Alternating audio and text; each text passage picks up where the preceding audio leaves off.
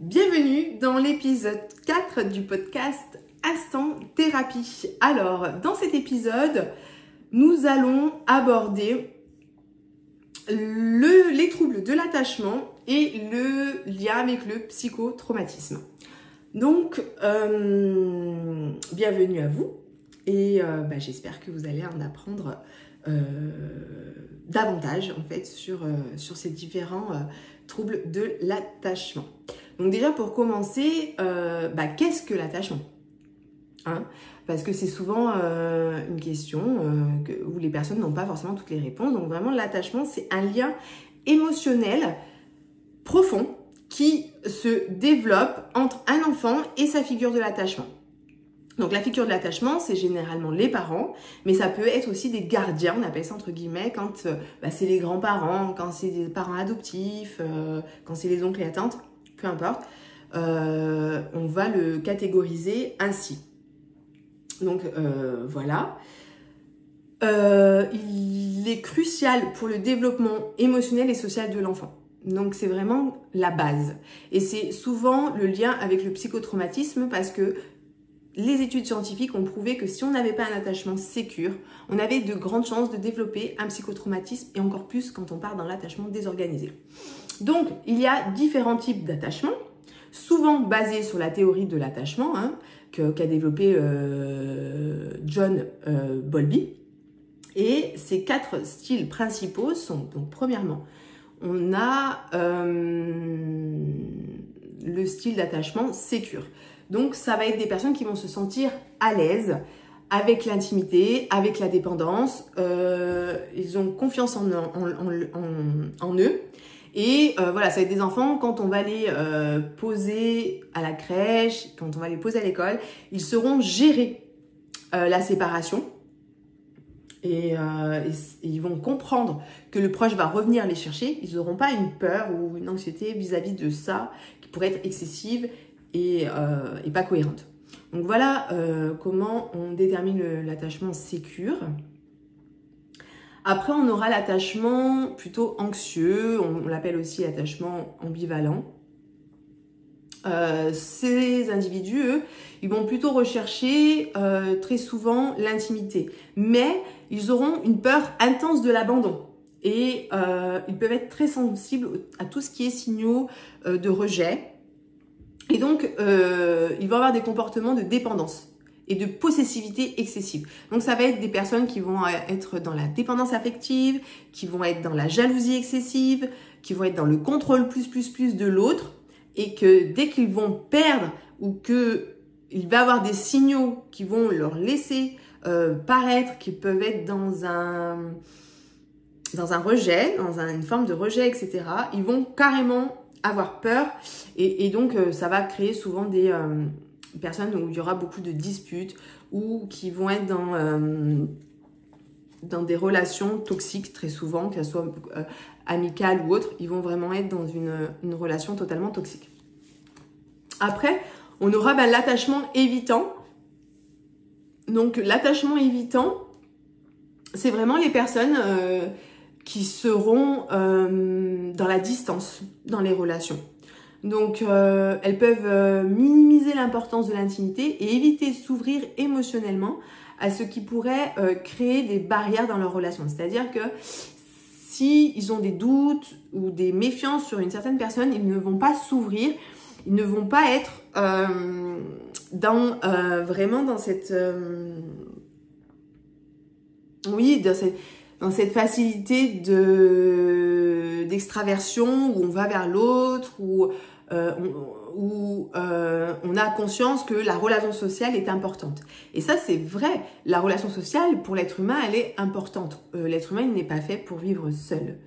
Cependant, quand on a vécu un psychotraumatisme ou plusieurs psychotraumatismes, qu'on a eu des parents qui vont nous transmettre cet attachement évitant, eh bien, c'est des parents qui vont souffler le chaud et le froid, qui seront pas disponibles émotionnellement, qui seront plutôt autoritaires, plutôt dans l'humiliation. Donc, on sera toujours sur la pointe des pieds, sur notre comportement, à savoir qu'est-ce qu'il faut adopter pour être aimé en fait. On ne sait pas. Et donc on a instinctivement peur de l'abandon et du rejet parce que c'est comme ça qu'on a été éduqué. En fait, si on n'était pas parfait ou si on parlait trop, si on avait trop d'émotions, on était directement rejeté par la figure d'attachement. Donc c'est vraiment, on va minimiser, on va se refermer et plutôt être dans son monde. Et aussi, quand on est une personne anxieuse, on a tendance à trop écouter ses pensées, alors que, voilà, ça a été aussi prouvé scientifiquement que plus de 70% de nos pensées sont irrationnelles en fait, donc ne doivent pas être écoutées. Et voilà, et en fait le style d'attachement évitant fonctionne avec ses pensées et dès très petit va vivre en fonction de ses pensées, va vraiment être dans cette façon de vivre en fait, qui est de toujours écouter ce que son cerveau lui dit en pensant que c'est de l'intuition. Mais voilà, ce n'est pas de l'intuition, je peux vous le confirmer. Et puis le dernier style d'attachement, ça va être l'attachement désorganisé. Donc ce type d'attachement, c'est vraiment celui le plus impactant parce que il est très souvent associé au traumatisme. Et c'est des individus qui vont présenter des comportements vraiment contradictoires entre eux. Ils vont osciller entre la recherche de proximité et la peur de l'intimité, ce qui rend leur relation complètement instable en fait. Donc ça va être des auto-saboteurs de relations et qui vont être toujours dans le conflit, toujours dans la contradiction, dans l'opposition. Voilà. Ça va vraiment être des gens qui vont être difficiles à cerner. Et surtout, moi, je voudrais appuyer le podcast sur les conséquences. Parce que c'est souvent ça qu'on ne sait pas. Quelles sont les conséquences de ce type d'attachement désorganisé? Parce que j'appuie sur lui en particulier parce que... c'est souvent lui qui va être lié, donc comme je vous le disais, au psychotraumatisme. Donc souvent, l'attachement désorganisé, il va freiner en fait la croissance de certaines structures. Et là, je vais être un petit peu plus technique, mais c'est vraiment pour vous compreniez qu'en fait, finalement, dans le cortex limbique droit, notamment l'orbitofrontal, si je ne dis pas de bêtises, va être complètement en fait freiné. Sa croissance ne va pas être aussi exponentielle qu'un attachement classique ou qu'un attachement en tout cas sécure. Or, en fait, cette structure, elle est indispensable à la bonne régulation émotionnelle. Donc, ça va vraiment être des gens qui vont être dans une dysrégulation émotionnelle et qui vont, dans une situation, par exemple, de stress, elles seront incapables de réguler correctement l'état émotionnel. Donc, ça va aboutir à soit une hyper-excitation, soit carrément un état dissociatif. En fait, on ne sera pas du tout dans la fenêtre de tolérance avec ce style d'attachement. Donc, les symptômes souvent qu'on va repérer pour ce style d'attachement, ça va être des symptômes dissociatifs. Parce que la dissociation est très souvent reliée au style d'attachement désorganisé. Et donc, ça va signifier qu'en fait, le système nerveux autonome est déficient en fait. Donc, vu que son rôle n'est pas respecté, voilà, ça va être complètement en fait défectueux, dérégulé, du n'importe quoi en fait. Ça va être quelqu'un qui passe du rire aux larmes dans la même heure. Et en fait, de très nombreuses recherches ont confirmé qu'un attachement désorganisé va faire le lit de nombreux troubles mentaux. Que ce soit des difficultés à gérer son état émotionnel, mais aussi des troubles du comportement, ça peut être aussi de l'isolement, des types de retrait dans la société, ou carrément de l'agressivité, être colérique, les choses comme ça. Et puis aussi des difficultés relationnelles, des troubles cognitifs, du langage, des difficultés scolaires, des difficultés aussi en lien avec l'amnésie traumatique. Donc ça peut être aussi des personnes, quand on a un attachement désorganisé, on peut aussi développer le trouble de la personnalité borderline. Voilà. Mais il y aura bien sûr aussi tout ce qui est dépersonnalisation, déréalisation et d'autres symptômes psychiatriques comme des idées suicidaires, la toxicomanie. Voilà, ça va être des personnes qui seront toujours dans l'extrême de tout, donc leurs vies seront extrêmes et c'est quand même rapidement, on peut rapidement, comment on pourrait dire, on peut rapidement faire ce lien-là pour ce style d'attachement.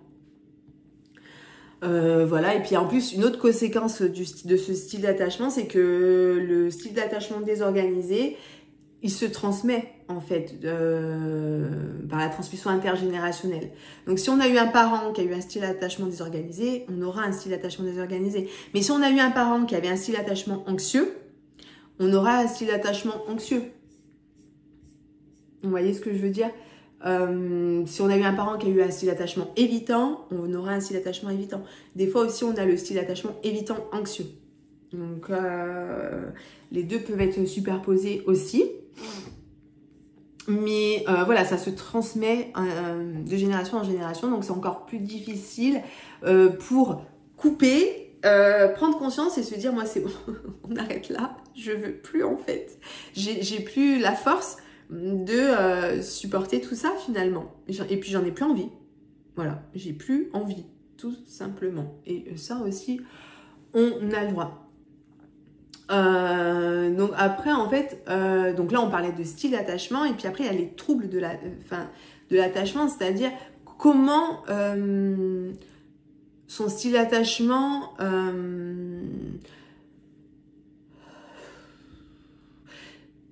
n'est pas sécure en fait. Dans ces cas-là, ça sera forcément un trouble de l'attachement, parce que ça va souvenir quand les besoins affectifs ne vont pas être respectés et que on va pas prendre en compte en fait les besoins de l'enfant, les besoins émotionnels, et ça peut être de la négligence. C'est-à-dire que c'est un parent qui, très souvent, lui aussi, on n'a pas pris en compte ses besoins émotionnels. Donc, pourquoi il prendre en compte les besoins émotionnels de son enfant? Donc, ça va vraiment être des parents qui vont le voir comme ça. Et puis, on aura aussi la maltraitance. Mais ça peut être la maltraitance psychique, hein, ça va pas forcément être tout le temps la maltraitance physique.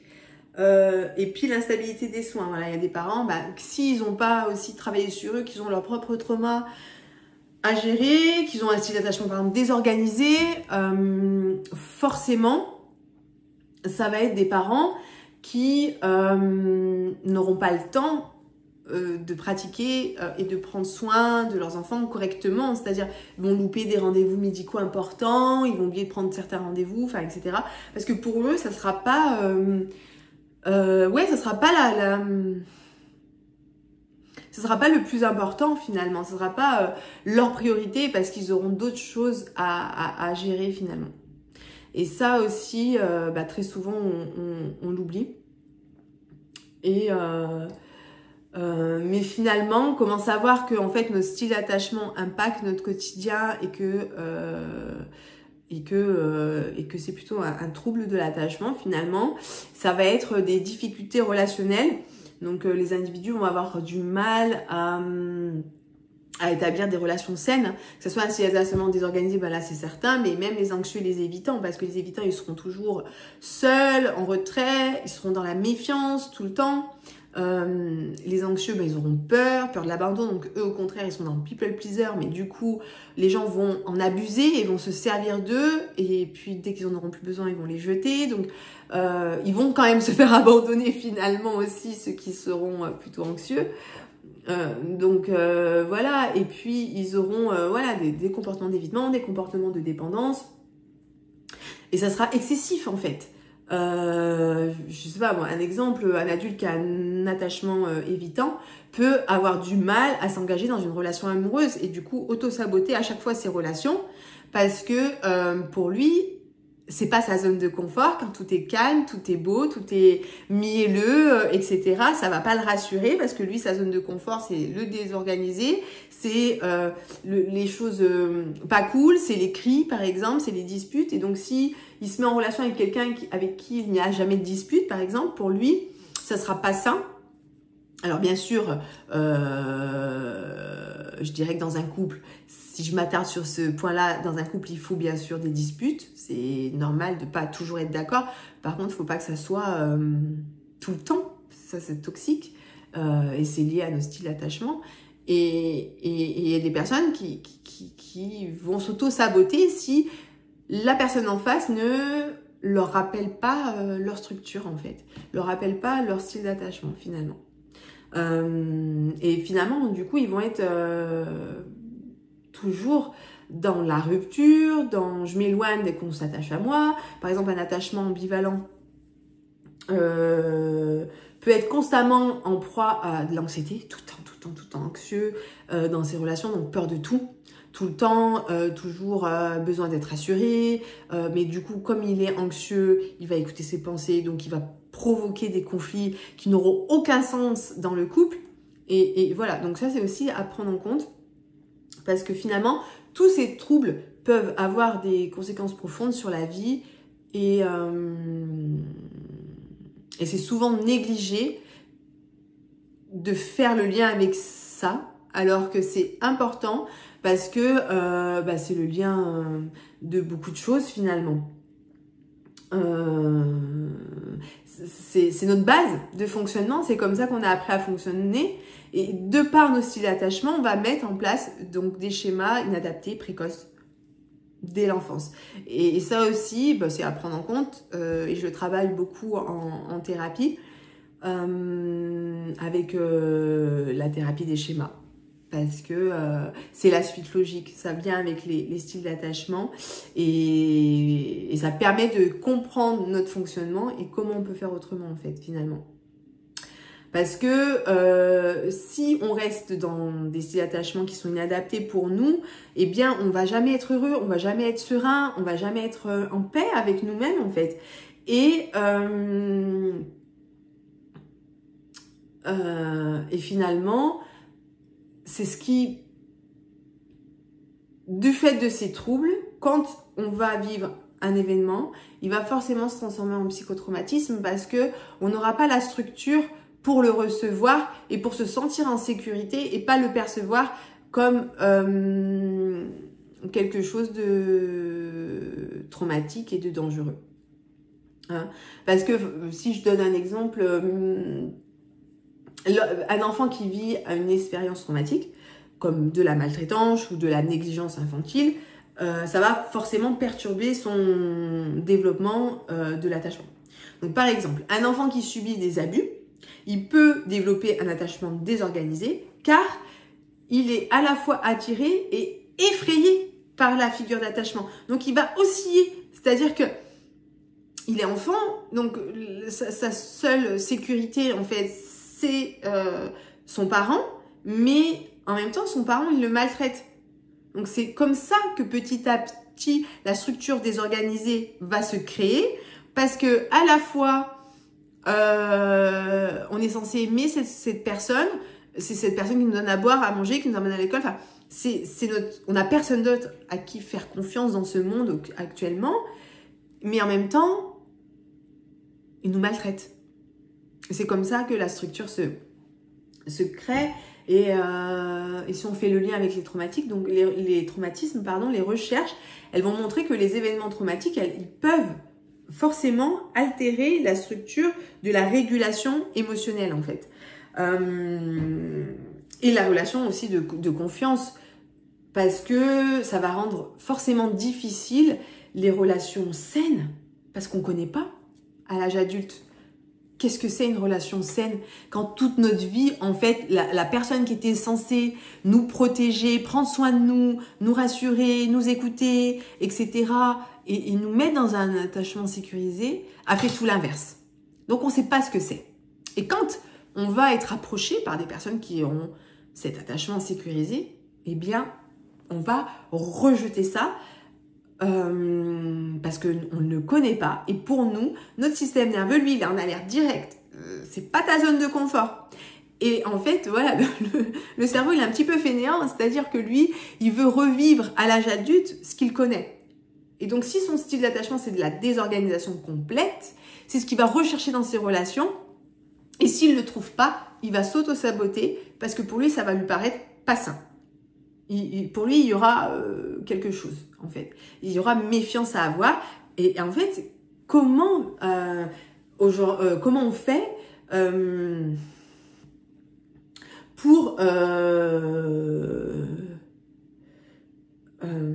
pour surmonter tout ça et pour que, en fait, on soit plus relié à ce style d'attachement et qu'on puisse aller vers un style d'attachement un petit peu plus sécure et du coup créer des relations un peu plus saines, voilà, de confiance, où on se sent en sécurité. Déjà, il y a la résilience. Donc, il y a des personnes qui ont cette résilience qui est innée. Alors, c'est souvent les personnes, plus on est intelligent, ça a été prouvé scientifiquement, plus on est intelligent, plus on a de chance, puisque c'est un facteur de protection, l'intelligence, et plus on va développer forcément, naturellement, de la résilience. Donc, on va s'en sortir plus facilement de ces événements traumatiques et de ce style d'attachement. On va avoir cette capacité à rebondir et à aller de l'avant. Et puis, tout bien sûr, en se faisant accompagner. Mais en tout cas, ça sera des thérapies qui seront plus faciles pour certaines personnes que d'autres. Mais c'est pas parce qu'on est moins intelligent qu'on ne va pas développer de la résilience. Ça mettra beaucoup plus de temps. On aura beaucoup plus besoin d'une thérapie qui sera peut-être plus longue. Mais c'est possible en fait. Donc pas penser que c'est pas possible. Et je vous rappelle que la guérison, ça reste un cheminement, d'accord? Donc il y a plusieurs étapes dans la vie. On peut pas avoir, parce que souvent j'ai des patients qui ont cette impatience de je veux guérir tout de suite. C'est-à-dire j'arrive souvent quand c'est trop tard, je viens, mais là maintenant je veux cet objectif et je le veux dans 10 séances. Ben c'est pas possible. C'est pas possible si toute votre vie vous avez fonctionné d'une telle manière. Ça prend du temps déjà de rééduquer votre cerveau, déjà de comprendre tout ce que j'explique là, par le biais de ce podcast, mais aussi de prendre conscience de son histoire.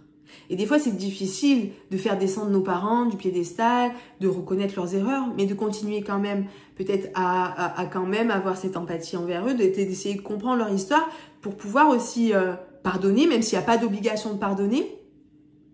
En tout cas, se pardonner à soi pour être en paix. Et ça demande du temps, en fait. Du temps et de la résilience. Et la résilience, ça se cultive, ça s'apprivoise, etc. D'autres l'ont plus, inné, mais c'est pas impossible, en tout cas, de la développer et de guérir. D'accord ? Donc voilà, et après, qu'est-ce qu'on fait? Qu'est-ce qu'on met en place pour, voilà, maintenant qu'on a pris conscience de, allez, par rapport à ce qu'elle m'a dit, moi j'ai tel style d'attachement, ou j'ai, voilà, je prends conscience des choses, eh bien, c'est un accompagnement. Voilà, seul, c'est difficile de s'en sortir, parce que prendre conscience, c'est 50% du boulot. Et même les psys qui prennent conscience de leur choix vont aller aussi le travailler en thérapie parce que c'est des choses où voilà, les traumas, faut pas faire n'importe quoi. Mais c'est vraiment de prendre en compte que voilà, la thérapie cognitive ou comportementale va aimer, la thérapie des schémas, l'approche sur les styles d'attachement aussi, rien que de s'éduquer sur son style d'attachement, mieux le comprendre, pourquoi je l'ai développé, etc. Donc en fait, c'est comprendre tout ça. Donc c'est un peu aussi de la psychoéducation. Avant même de guérir, il faut déjà comprendre, faire cette psychoéducation.